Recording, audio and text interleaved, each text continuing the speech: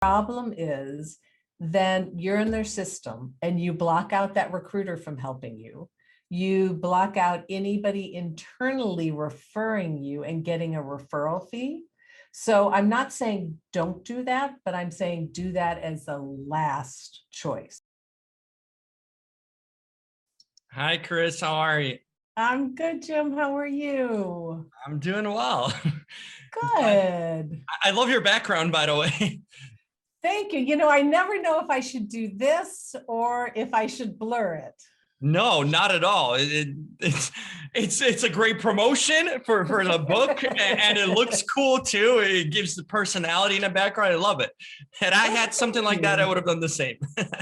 Well, it's so funny. All my pictures over here, Yeah. it's like the board is glued to the wall. It's like I would take that off and put like a nice picture up there, but then I would be pulling like literally the wall off. Wow. So it's like there it sits. So it's kind of like a modern wallpaper, right? It is. It's like a montage of like my kids' lives, because we have been in this office space for like my son, my youngest is 21, and we moved in here when I was pregnant with him. Wow. So it's been a while. I mean, It that's has a lot been of a history while. and Yeah. years documented on that wall. It really is. It's kind of funny if you look at it. Oh, that's fantastic. Where are you at currently? I am in St. Louis. Oh, okay. Not too far. I'm in Chicago. So, Oh, nice. So where yeah. in Chicago are you? Just right by the airport. So in the suburbs. Okay. Des Plaines area. That's pretty much Des Plaines, Rosemont. So it's right by the airport. Well, I lived downtown for 5 years, and then I lived in Evanston. I went to Kellogg Business School. Okay. And Very then good lived school. in Evanston. Yeah. And I have one of my kids is at Kellogg right now. Oh, wow. Fantastic. So that's a good education there for the entire family. Yes, absolutely. I used to do a radio show at Northwestern too. So on the campus out there. Very cool. So So tell me, how did you get into doing all this? Yeah, so I started out as a fan of movies, then I turned to a film critic, then I ended up going to school for journalism at DePaul. Okay.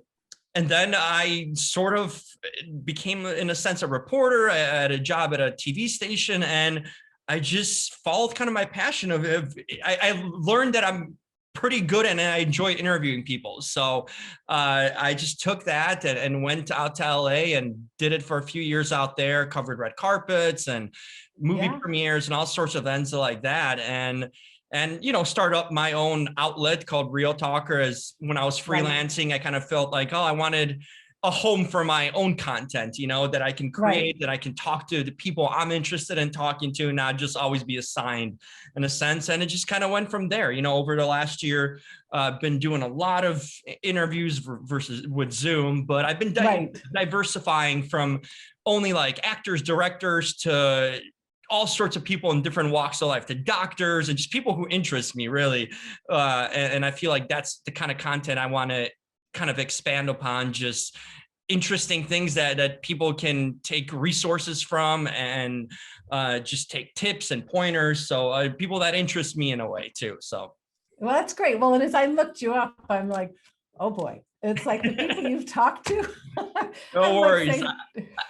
No, I think impressed.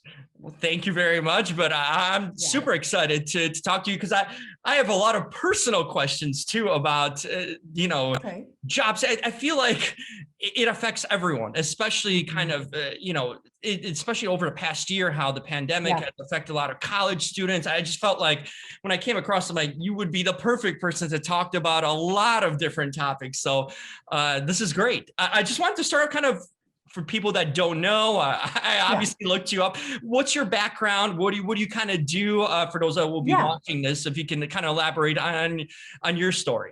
Yeah, so my story is when I was in college, I kind of didn't know, Jim, what I wanted to do. And I was lucky enough, my dad actually owned a shoe company, Samuel Shoe Company. And through that, I got a connection at Marshall Field's in Chicago, and was lucky enough to get a job at Marshall Field's in a training program to become a buyer. And so out of college, moved to Chicago, and my first job was in the cosmetics at Water Tower store, where I was assistant manager. And I loved it the first year and I was great at it. And it was really fun because it was all managing people. And the second year, I was supposed to go be an assistant buyer and do all these analytical things. And it felt really weird. It felt awkward. And just the thought of it made me really anxious. And looking back, I can't believe I did this, but I went to HR and said, I don't think I want to go do that job. And HR said, they said, okay, well, we have a job in human resources. How does that sound? I'm like, that sounds interesting. So they shifted me over and I did a year in HR and really liked that and was good at that. But at the same time, one of my best friends from college went straight to Northwestern Business School to Kellogg. And I saw what she was doing and she was interested in marketing and brand marketing. So I was learning about that from her, felt like, ooh, I want to go do that. So I applied to Northwestern and somehow or another got in to Kellogg. Pretty good. Ended up, which was doesn't so happen lucky. for everyone, by the way. When they and apply. You know what? I don't think I would get in today. I mean, I felt so lucky. So I went to Kellogg, absolutely loved it. Spent a decade in brand, working at great companies like Johnson & Johnson and Kraft and Herman Miller Furniture Company, and a division of Nestle, and was good as a brand manager. And what I will tell you is I was really good at certain parts and other parts I managed. They were a struggle for me and they were a grind, but I got through. And then my company got sold. And so I was trying to figure out what to do. We had come here to St. Louis and I was interviewing. I got a couple jobs in continuing in marketing. And I also called my very favorite recruiter, a guy named Brian O'Connell, and said, Brian, get me a job here in St. Louis. We don't want to move. We want to raise our kids here. And he threw out, come work for me. And I was like, really threw me for a loop. And I was like, And so that made me take a step back and say, all right, let me think about my career. What have I loved doing and what have I hated doing? And as I really assessed that, I realized every part of my job that I loved was the people part. Every part that I wasn't as comfortable with was either the deep dive analytics or the political piece. And as I looked to the next job in marketing, the director job that kind of made me uncomfortable, that's what that was. So I talked to some mentors who said, I think you'd be really good at recruiting. And I decided to take a try. So I accepted the job with Brian. And from day one, recruiting felt like breathing. It didn't feel like work. It was so easy. And this is not to pat myself on the back, but I was really good at it. Yeah, you found your wheelhouse. I did. That's exactly right. And so fast forward for 10 years in recruiting, my boss had us all read a book called Strengthsfinders and take this assessment. And the assessment is what made me go, aha, because in the assessment, every single one of my strengths tied to people. It was the woo, it was connection, it was all those things. And that's when the light bulb went off for me, that if you figure out your strengths and align your strengths with your career, it'll be joyful. It won't be work. It won't be a grind. It won't be those Monday mornings where you wake up and it's real. Yeah. It's real. So, people work jobs just to make a living, but aren't happy doing that. And that's just the toll it takes mentally. I think a lot of these things sometimes tie in of doing things just because you have to in a sense, but not finding, I think you're right. It boils down to finding your strengths. And I can relate to that because I went to college initially for radio broadcasting. I always kind of liked that aspect of it, but then podcasting was really big and just broadcasting just didn't work out. But I was searching also what to do. Right. And I stumbled also upon hey, I enjoy talking to people. I get excited and interested in people's stories. And that's what I'm good at. But there's other aspects to what I do now with the whole thing that I found I'm not great at marketing, or it doesn't drive me. If I could just interview people all day, that would be the easiest. It's not a work to me. But when you have to post it and edit, that's the work that you kind of it becomes work then. It's not fun. It just becomes work. And then the marketing and the social media aspects. So recognizing your strengths and weaknesses or interests is crucial. I think that's defining what you do. And I'm going to ask you a question off of that. How do you, in a sense, navigate now with some of these jobs? There's so many jack of all trades that they look for. Now they hire one person to do 3 jobs that used to be 3 different jobs.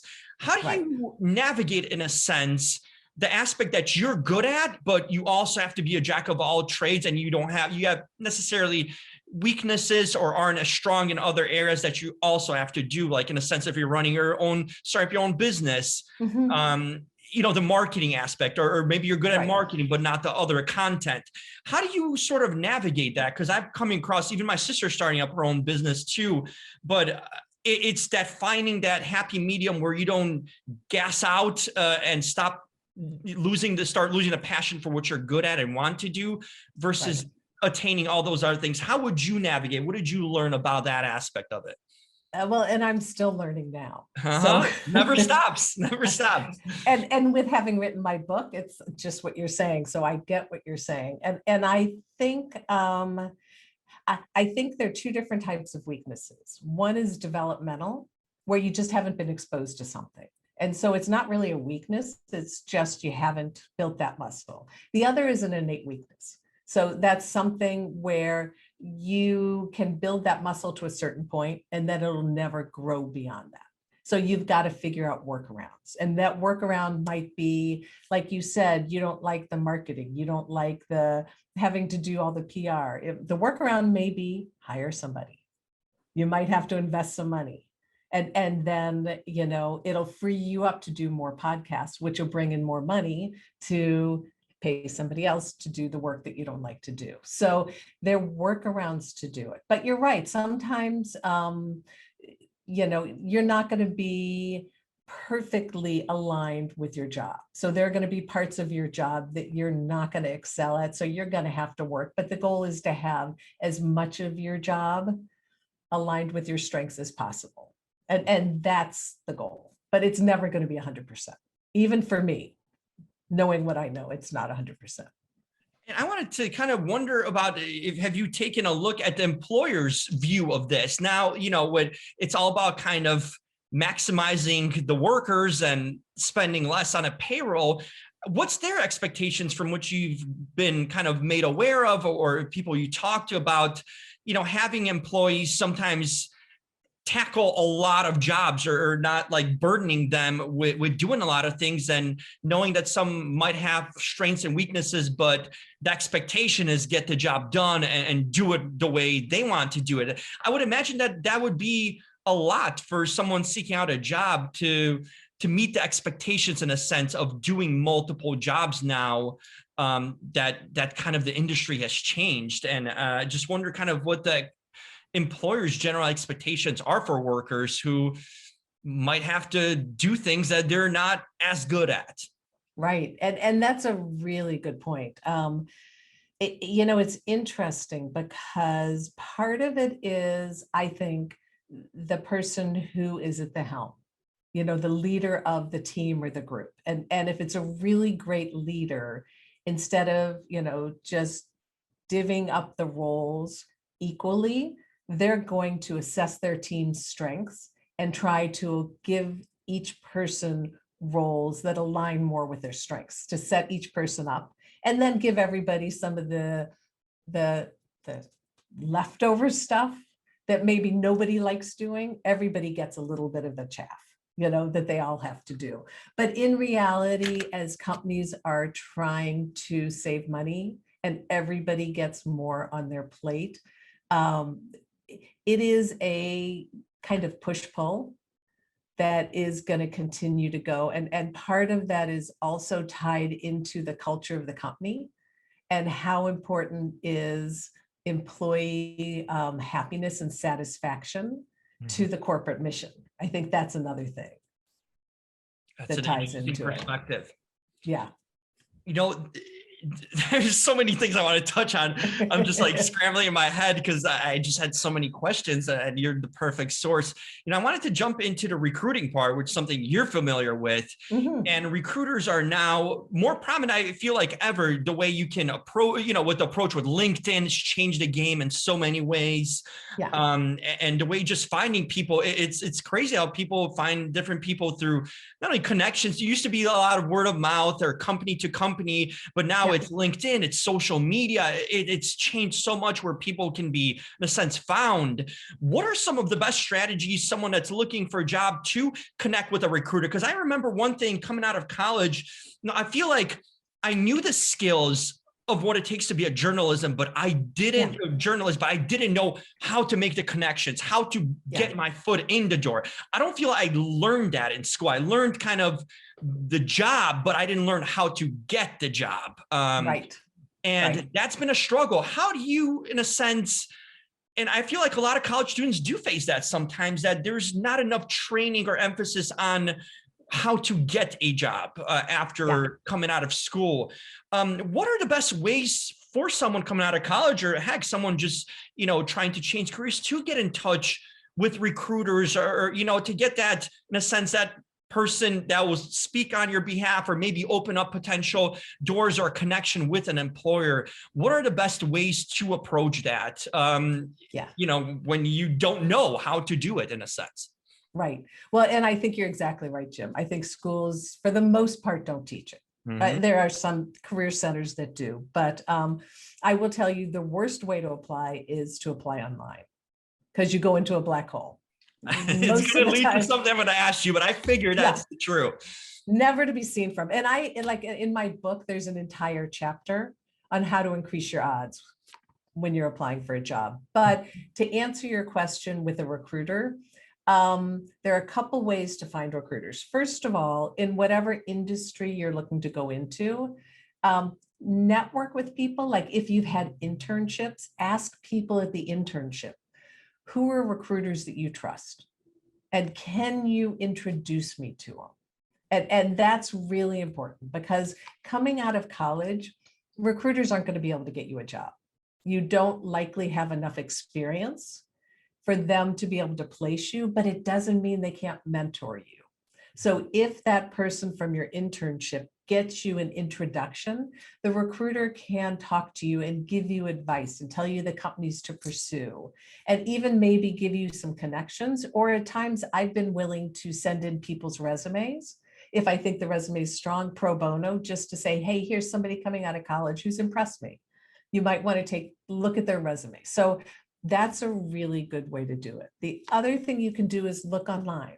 So look up executive recruiter. In my world, it would be consumer packaged goods, and see who pops to the top. Take a look at their website. If the website is well developed, that's great. Then look at the recruiters, go look at their LinkedIn pages, and look at their recommendations. I'm a big believer, if they have recommendations, they have quite a few of them, and read what they say. And if what they say resonates with you, then reach out to them and try to connect with them. But I think having a couple great recruiters that are niche recruiters, so experts in your industry, that you partner with it throughout your career, is a phenomenal way to help you navigate your career long-term. I'm a huge believer. And I did that when I was in marketing. Brian, who ended up hiring me, was a mentor and a friend and almost a big brother. That's really interesting you mentioned that. And the thing is, mentorship's huge too. Like I feel too that I came out of college, what did I say? I can go back to certain like teachers and talk to them, but I didn't have that mentorship. And I feel like not only me, but a lot of people come into the work world without a mentor, without, in a sense, the tools to succeed in getting a job, which is huge. You can have the degree or the know-how of the job, but it's another job to get a job in so many ways. What is there an etiquette to follow when approaching recruiters? What's kind of how do you build a relationship, in a sense, with a recruiter? What's the proper way, especially if you're approaching them on LinkedIn? Let's say you've searched for your, kind of field and found some recruiters in your field there. What is the best way to kind of approach and build that relationship with a recruiter? If people just email me and say, I'm junior in your industry, I'm looking to just start building a relationship. Do you have 5 minutes? I will always say yes. And the other way to do it is also, remember you have networks, go back to your high school and ask the Career Center and the alumni office for all the people who are in the industry you want to go into. Go to your college and do the same thing. And I got an amazing LinkedIn message from a student. I went to Tufts who sent a very lovely message to me saying, hey, fellow Jumbo, I saw your profile on LinkedIn. I love your background. I love that you were in marketing because I want to go into marketing. And then I love that you switched to become a recruiter in marketing. So you have both sides of the coin. Would you mind talking to me and sharing your knowledge and expertise? And, there was absolutely no way I was going to say no. First of all, I always will say yes to a Jumbo, but also she had done her homework. And so if you do that, you're always going to get somebody who's going to be willing to talk and share their advice and wisdom with you. So just reach out. The other thing I will tell people to do is pay attention on LinkedIn as people post and write articles, and comment on them, comment on them. If you really like them, share them with your network, because that's really important. People love when you share it with your network. And if you share it with your network, then you can also message the person and say, hey, I absolutely love this post you wrote. It really resonated with me. I'm wondering if you'd be willing to spend 5 or 10 minutes with me. I'm a junior person in your industry, and I really feel like your experience is so impressive, and I'd love to learn from you. And people are open to that as well. Another, I always felt like you always have to approach people on a human level, because there's a lot of people who just mass email, and you sort of know when it's just you're just looking for a job. Yes.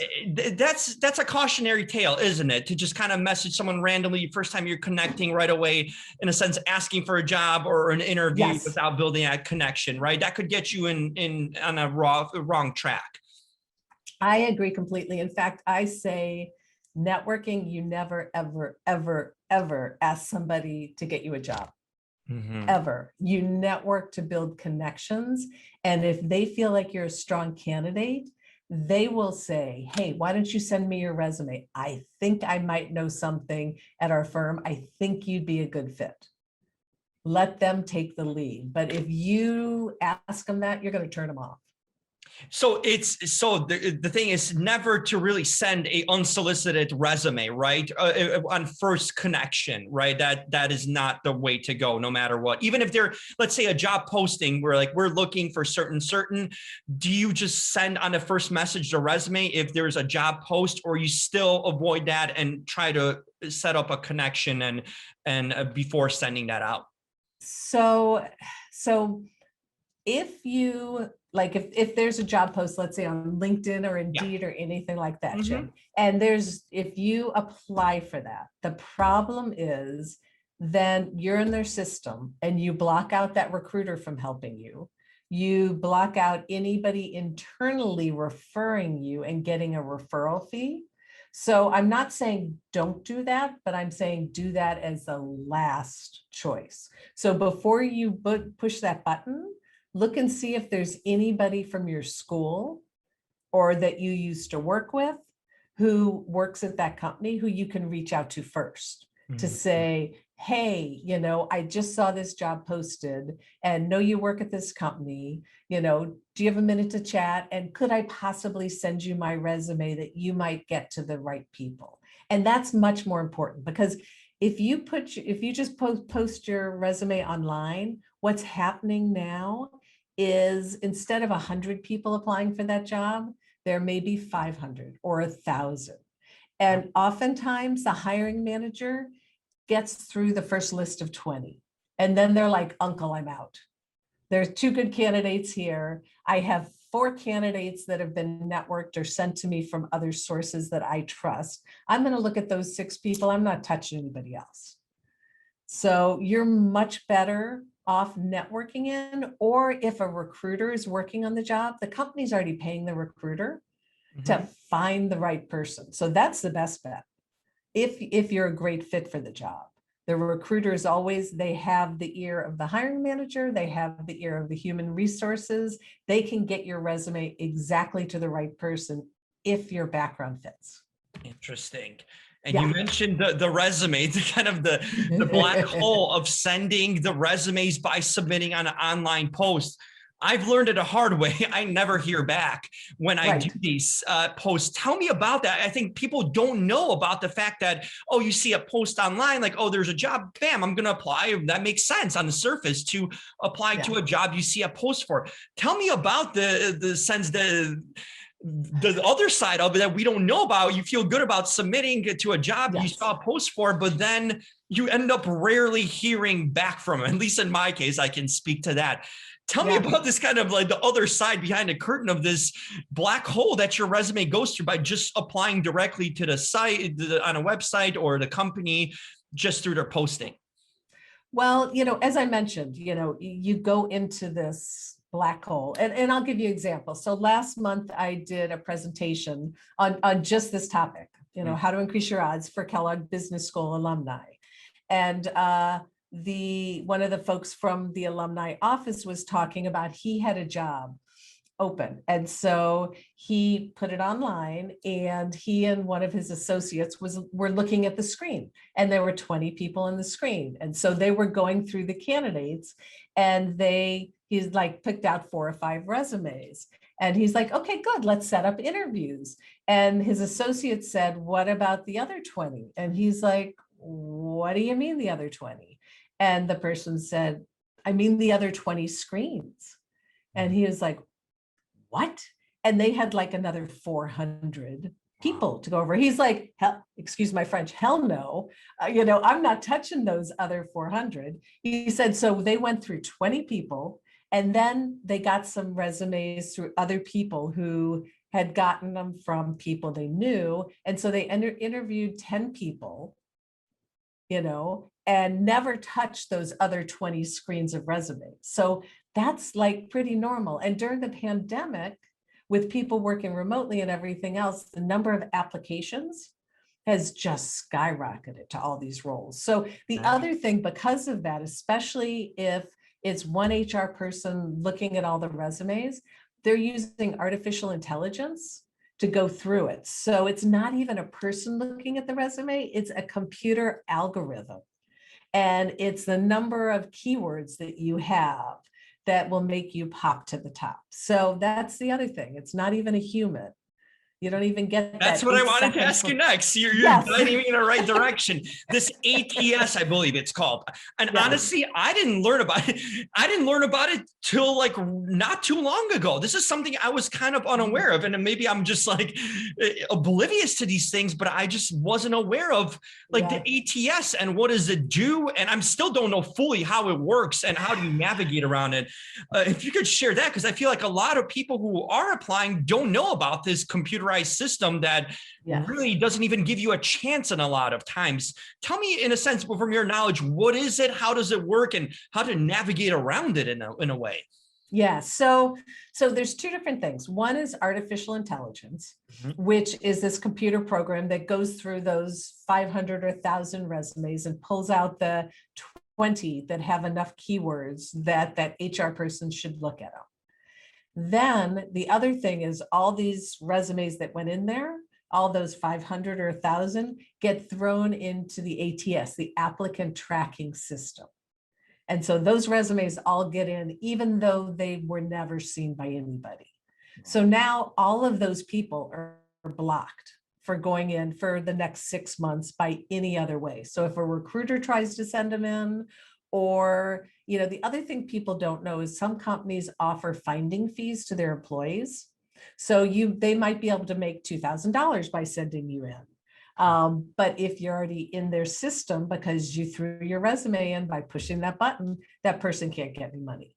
So it's really weird. You don't realize not only are you not going to score by applying online, but you block yourself from getting help. And the other thing I'll tell you, depending on the recruiter, like when we help somebody get a job, we don't just send them in. We help them optimize their resume. We do interview prep with them. We prep them on everybody they're going to talk to. We help them negotiate, and then we help them resign. So you get all of those things that are going to set you apart from everybody coming in on their own. If you apply on your own, not only do you block us from helping you get the job, but you block us from giving you all those tools. So you do yourself a grave disservice. It's unbelievable. It's counterproductive to what's kind of the common sense thing to do, which is kind of, wow, that's kind of mind blowing in that way. So how do you apply then? You see a job post, and you're interested in a job. What is the best way to go about it then? If not to resist potential of getting blocked, which is insane to me to even think about, that's a possibility. But what is the best way to apply for a job for someone who notices a job that they're very interested in? So I would say it's actually pretty easy. First thing I would do is, if you have your 2 or 3 or 4 trusted recruiters, send them an email and say, hey, are you working on this job? Or do you know senior leaders at this company that you could send my resume in for this job? So that's the first thing. 2, do a quick check on LinkedIn and say, who do I know at this company well? You can't just be, somebody who knows somebody who knows somebody, because they're not going to do it for you. Right. But if it's somebody you have a close relationship with, you used to work with, pick up the phone and call them and say, hey, this is a situation. Would you be willing to send my resume in? If they would, it's so much better to have them do it than apply online. So you do all those things. If none of those work and you're gonna have to apply online, what you want to do is look at the job and look at your resume and make sure your resume has as many keywords as possible. So it aligns as closely to the job as possible. So as that artificial intelligence goes to work, your resume is one of the top 20 that pop. Now you can't lie, because they're going to ask you about those things. So you can't put stuff on there that isn't true, because that's going to shoot yourself in the foot. But that's the way to increase your chances. So you basically recommend updating your resume almost per job too, if you're submitting it, right? With the keywords especially. Yeah. Oh, wow. So that's the only way you can increase your chances to. Yeah, not having a generic resume in a sense for, in that field, but still that not particular to a specific job, just a resume for that field of work. Yeah. Yeah. Wow. Unbelievable. This is, I mean, I'm learning a lot of things, but there's so much that goes into it, which is kind of a lot of, regular folks who are applying wouldn't think of, that there's so much that goes on behind the scenes that really changes the outcomes of your job search in so many ways. Yeah. And you do hear people who get jobs, but typically those are people who were bullseye, and it's like the job was written for them. So they do pop to the top because they have the perfect skill set. And so it makes sense that they rise to the top. Most of the time, that's not the case. I've also noticed on LinkedIn, while we're still on that topic, a lot of the recruiters, or even sometimes if you're reaching out to an HR person or a manager or whatnot, they have their personal email listed in their profile too. How wise is it to email them instead of send them a LinkedIn message? Is that a way to navigate it too, maybe so they have a better chance of responding by emailing instead of getting a LinkedIn message? Because I'd imagine a lot of, people who are promoting a job in a sense get inundated with a lot of LinkedIn messages with it's posted on there. How would you approach that aspect? Would you use that personal email that's listed there to email them, or just do it through LinkedIn in a way too? That's a great question. So it's funny, Jim, because from my perspective as a recruiter, I am the other way around. If I have everybody's personal email, and oftentimes those get buried. But if I send them a message via LinkedIn, it almost always gets answered. But so I would tell you, I'd start off with LinkedIn and try to do it through them, message it that way. If they don't answer, then you can try a personal one. No harm, no foul. So If it's they worth. have it listed there, yeah. Uh-huh. As far as that's another question that gets always asked about following up about a job. Let's say you applied or were able to connect with someone. Luckily, in this instance, you got through all this stuff. What's the kind of etiquette? Because I feel that that's a big part of a job too. Sometimes following up or wondering, because job searches go on. We never know as the people applying how long the search is going on, or is it over or not. I feel like it's the biggest question. It's always like, am I still under consideration? You just don't know if you're still considered, especially if a job you're really anxious about. What's the best way to follow up with jobs that when you're kind of in that standstill waiting period of not knowing if it's filled in or not, if you're still under consideration?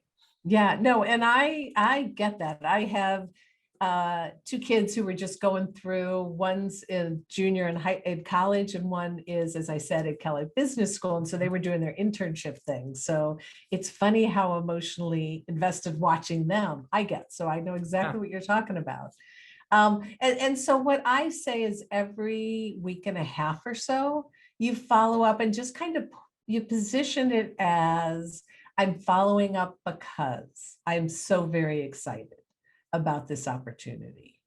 Just trying to understand where you are in the process, if my candidacy is still live.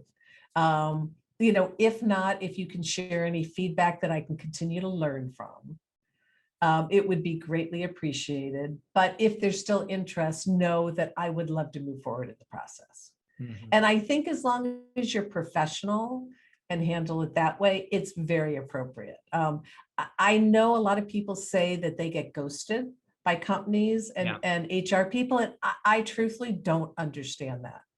I will always get back to people. I always try to get feedback from my clients. I don't always get it, but I always get back to people and let them know, because you are really emotionally invested, and you're hanging out there, and you need closure one way or another. It's better knowing than not knowing. So I think it's very fair to follow up, but you want to do it in a positive versus a pestering way. Mm-hmm. Yeah, no question. There's a difference between annoying someone and when it's just too much, or like, yeah, I think that you get that sensibility, kind of like a personal sensibility. Like, I probably shouldn't bother them every other day, Right. I want to, but no, but it's very relatable, especially in my aspect. I'm in an industry, entertainment and media. It's so tough to break into, and I know of this ghosting. A lot of times you get in contact with someone, you message them about a certain job, and it's a little bit different in my industry too, because there is a lot of like email. You can reach someone through email in a lot of ways too. You have that back and forth, but it always kind of one thing that's kind of a question, how to navigate being down with rejection, because I went through it myself. You get those generic, I remember it was just kind of like, it would ruin your day, get that generic message. You apply for a job at a company, and then you get it like 3 weeks later, like, and it's the same copy and paste message, just use my name and the headline, Dear Jim, but it's like, we've decided to go. I almost have it memorized with someone that better fits our criteria, and that sort of thing. And it's just like, did it get seen, or I got chewed out? But it brings you down in a lot of ways too, because it makes you feel like, is anyone seeing this? Is anyone noticing? Why am I not getting consideration for jobs that I felt like I was a candidate, a good candidate for, that I met the criteria, requirements, and qualifications?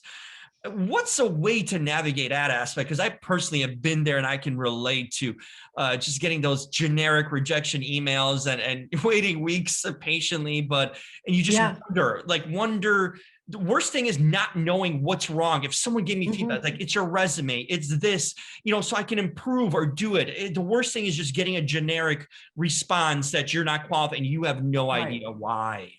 Right. So I get that completely. And in my world, if, in recruiting, if things go wrong and bad day, what I'll do is, in my mind, I know candidates or clients who really like me, who I have wonderful relationships. So when those type things happen, I'll pick up the phone and call those people, the people who I will pick up the phone, they hear my voice and they're thrilled to hear from me. So I tell candidates, go find people like that. But then I also will tell them, like, especially if you went through interviews and there's somebody, even if you got the generic rejection from HR, if there's somebody you connected with at the company, reach out to them and just say, hey, I understand I wasn't chosen. And while I'm disappointed, I get it. But I felt like I really connected with you. And I am wondering if you'd be willing to share feedback with me. Because I am a huge believer in continuous learning. And I can't course correct if I don't know what I'm doing wrong. Mm-hmm. So would you get on the phone for 15 minutes and have just a heart-to-heart, honest conversation with me and share your thoughts? And you would be surprised, especially if it was somebody who you connected with on a personal level during the interview process, that they might really be willing to do it and say, hey, Jim, I loved you personally, but I will tell you in the interview process, you weren't as clear and concise and compelling as some other candidates. You need to go work on your interview style. Mm-hmm. And if you can knew make that, a world of difference, just knowing right. that. And I feel like it would keep a lot of more, people out there who are applying encouraged, with the job thing, because the job searches can get really discouraging and just wear down on you emotionally and mentally. And just knowing these things, and I understand there's a lot of applicants and you can't get, but if you have a connection, I would think that'd be fantastic to know these sort of things, because it could really make a difference. And that leads me to kind of ask you, as a recruiter, how often do you know what the reasons were? Does an employer tell you why they didn't go with a certain person, why they want to go with a certain person? How much knowledge do you get feedback? If let's say, if you connected them for the interview, but you weren't doing the interview, because sometimes I've had a recruiter interview me, but other times I had them set me up to interview with the HR person or whatnot. How much do you know? How much feedback do you get from the employer on a particular candidate that you know why they did or didn't get it? It depends on the client, Mm-hmm. but oftentimes we will get feedback, and sometimes it's just experience level. This person had more experience. Sometimes it's they talked a lot but didn't say anything. Sometimes it's they didn't feel like they were a good culture fit. So we do get feedback. Another thing I will tell you, Jim, and I'm just going to give you this example, oftentimes we will have people who struggle interviewing, and we can help them diagnose. Like I remember way back when I had a candidate I had a client come back and say, he was the worst interview I've ever had in my entire life. And I felt really bad. So, okay, I didn't tell him that, obviously. Just said, they're not moving forward. And then I said, let's take a step back. And we kind of, I said, okay, let's practice. Let's do some mock interviews. And so we, coming out of the book that I wrote, we also offer these services now. And recently had an experience where I was working with somebody coming out of college who had had like 40 interviews and had gotten interviews. So his resume must have been good enough to get interviews, but he wasn't getting traction. And so he came to us and we worked with him on his interview style. And within a week and a half, he got 2 offers. So sometimes it's just like you said, it's figuring out what is the issue and how do you just turn the dial enough to tighten things down. So maybe your story's clearer, you're communicating the right message, but you just figure out, where are you missing and how do we connect everything together? And so that's one of the things that we're really good at doing from working with candidates for all these years. Absolutely. Another thing that comes to mind is sometimes you look at jobs, a lot of times it's like the experience needed. I always wonder, like, how do you build experience to get to that experience? Because sometimes a job says, well, we need someone that's 5 to 7 years experience, but yet it's kind of not even, it's somewhat beyond, a little bit beyond an entry level, but just like, how do I get that experience if I'm not getting an opportunity to, you know what I mean? It's always that kind of like catch 22 in a sense, like, well, I need this opportunity to be able to get that experience, especially if it's not a, high, it's kind of more of an entry level job, but you need 2 to 3 years of experience, especially if you're, let's say, new or coming out of college. Like, how do I get that when I'm trying to get this entry level job? And it just doesn't make sense. What's the explanation on that? The requirement of having experience for a job that's in a sense entry level, but you're kind of caught. Right. And it's this catch 22. So it's a very valid question. And one of the things, that is happening more and more are these unpaid internships, where students are getting either credit, school credit for the internships, or some schools are either even helping fund them. So I am a big believer, and sometimes parents are even helping, or they're not even full-time. Maybe they're 25 hours a week, and then kids are supplementing by going to work at Starbucks or someplace else to make some money. But that can get you that experience that will then count towards that 2 to 3 years. So I'm a big believer in, if you can do it financially, then go get the experience while you're in college. Even, if you can do it part-time while you're in school, but for sure during the summers, try to get relevant experience, because each year it will build upon itself. And so that's really important. And that can add to that 2 to 3 years. That's proactive, but there's a lot of situations where you're out of college, you graduated, and then you start noticing these things like, well, you need 2 to 3 experience in this field or related or whatnot, just like, oh my God, what do I do now? Because I can't technically get an internship because I'm not tied with a school anymore. I've graduated. That's where I think a lot of the problems sometimes arise. At least it's come across in my, kind of early start too. It's just like, oh, we need 2 to 3 years experience to work at this TV station. But like, how do I get it?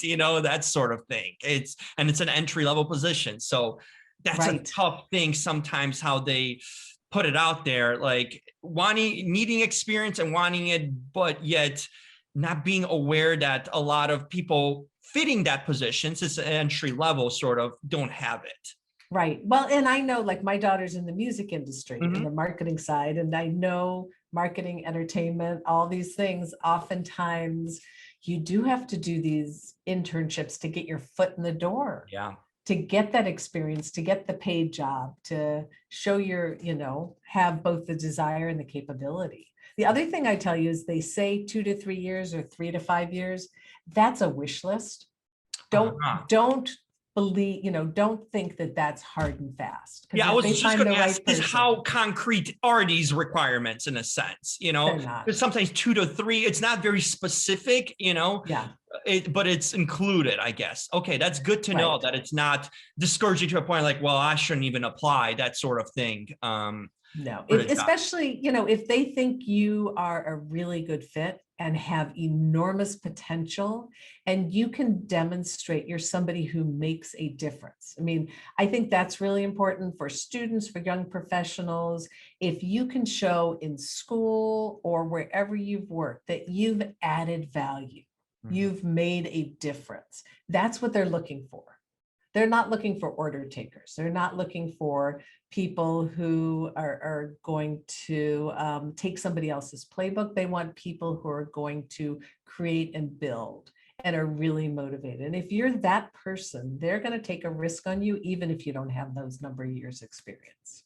Interesting. So you would say that the section, I guess, in a resume where achievements or accolades are important in that case, when you're kind of don't have in a sense, the resume of jobs or whatnot, then you using that sort of any awards or any such things that you've done outside in the field, but in that sense, it wasn't a job. It was just a accomplishment in a sense. Yeah, and I think any leadership roles, some people believe leaders are born and some people believe leaders are developed, but showing leadership capabilities throughout school, and how in your school you have made a difference and added value. That's important on your resume. So keep it on, because people want to see it. And like, I have a son, one of my sons is an Eagle Scout. For certain people, that's really impressive, because he had to work really hard at a very young age to become an Eagle Scout. And that means something to a group of people, not to everybody. But so you keep those things on. And if you're an athlete, a student athlete, it shows dedication, it shows hard work, it shows that you know how to work with other people and be collaborative. So all those things are really important. And I guess one of the final questions I was going to ask, I feel like, at least with my experience, I feel like some employers are sometimes stubborn or set, maybe it's my industry or not, in what the stereotypical kind of model of what it is. Like, I just feel like sometimes like, I wish you were more open-minded on maybe taking chance, or someone that's not necessarily the fit, but can do a job, but it's not, in a sense, cookie cutter. I feel like at least a lot of it, like, there's a way, and it's maybe easy to just see the way it's been done for years, and just hire someone like, okay, well, they this and this, they check off like a checklist in a sense, but versus someone who's like, oh, he's got talent, but doesn't necessarily connect with what I'm used to, or the typical employee that I would hire.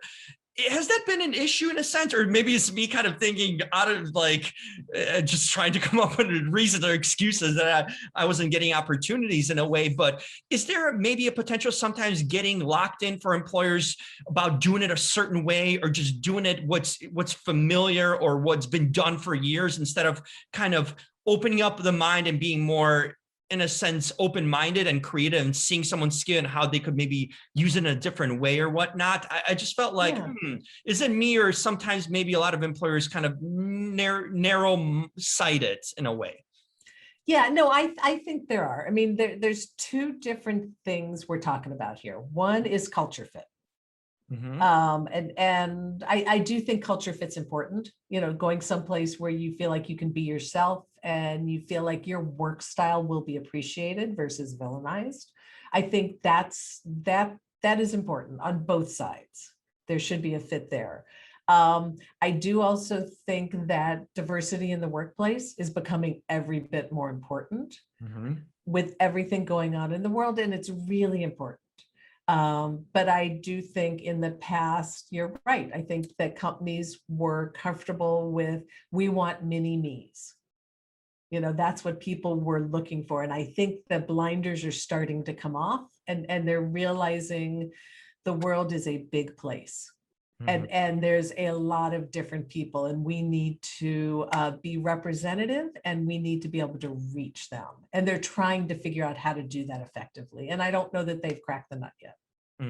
I think it's still work in progress for sure. You know, just I do too. Open-mindedness. It's sometimes unfamiliar, it's kind of risky and scary in a sense, but I think it could lead to a lot of interesting and good hires of a lot of candidates who are really qualified and don't get an opportunity because they don't fit a specific mold or type that's been familiar or used to in a lot of ways too. So I feel that would help. I can't let you go before telling me more and people where we can ignite your career. Tell me a little bit about the book. I started reading it. I'm like into chapter 2, but I got the PDF version of it, but I'm excited to get through it because I saw a lot of interesting content. But tell me what's in the book. If someone who wants to get it, what can they get out of it?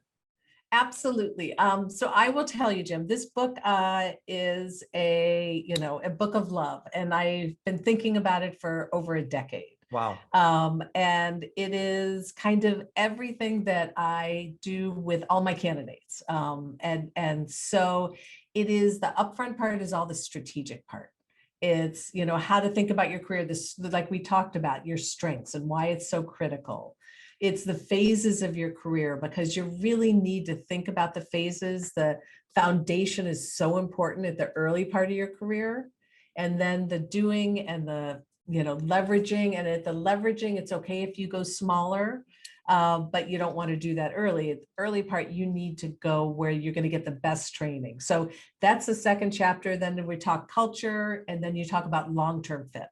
And that's where it's really, as you get opportunities, you can't just look at money. You can't just look at title. You have to think about, how does this set me up for the long term? And have that mindset on and those lenses on when you're making decisions, because it doesn't matter how fast you're running if you're not on the right track. And then the whole back half is the tactical pieces. It's how to write a resume. It's how to network effectively. It's how to apply and increase your odds. It's how to prepare to interview. It's how to negotiate, and then how to resign appropriately. So it's kind of like a one-stop shopping or a career Bible for anybody from the college student all the way up to the CMO. Wow. So, and you can get it either at igniteyourcareerbook.com or Amazon. And it is the perfect graduation gift as students are coming out of college or even in college and thinking about where they want to go.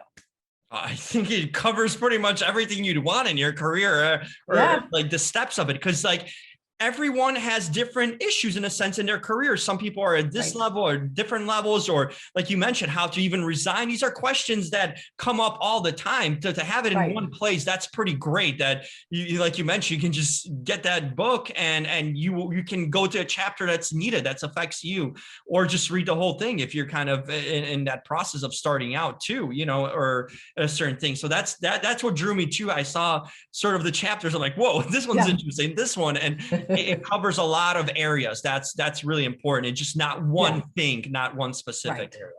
Right. And the thing that I really tried hard, and you've read the first couple chapters, is to write it in a really engaging way that draws you in, that tells a lot of stories. So it's not dense, it's fun to read, and it's readable, relatable, and actionable. That's the goal. It's a personable manual, you know. It really is. Yeah, I totally got that too. Because sometimes just like, you know, you just get like just facts and just sort of thing. It's like a statistics and a book, you know, and it's like you want it to be engaging where you can read it and enjoy it, and then see the advice that comes along with it. So I definitely caught that on too. I found that to be very true. Very cool. Well, the other thing, as I mentioned before, Jim, is we also do have the website igniteyourcareerbook.com. And there we offer services like resume writing, interview prep, just-in-time negotiation, and complete coaching for anybody who needs kind of soup to nut help. So we're there 24/7 to help people there. Yeah, and there's some real experts in the field who've done it, and you know, it's good to get advice and kind of guidance from people who have been there and done it on a sense, on the field, you know, have done the work. So that's how you get that real perspective from both ends, which is great in that aspect too. Are you on social media too? Can people find you on social media? Absolutely. I'm on LinkedIn. So you can check me out there, Chris Holmes. And like I said before, my recommendations, you can go check those out. That's kind of what I was referring to. And then the O'Connell Group, where I work, I'm a partner there. If anybody is in marketing or market research, we're a great resource for you as well. So many things you cater to, which is great. You know, get a lot of that. This has been fantastic. I really enjoyed you sharing your knowledge and advice, and it's good to know. I mean, I learned a ton. I'm sure whoever's going to watch is going to take away a lot, because it's not what it appears to be in a lot of ways. You know, I think we've been under impression a lot, you know, as people in the working world, they're just like, oh yeah, apply, and that's how it's done. But it's changed so much with technology and the way things are done. And that's important to know, that the reason why things aren't happening is because might not be you know, there's other controls outside of that. So that's fantastic. So thank you so much for that, Chris.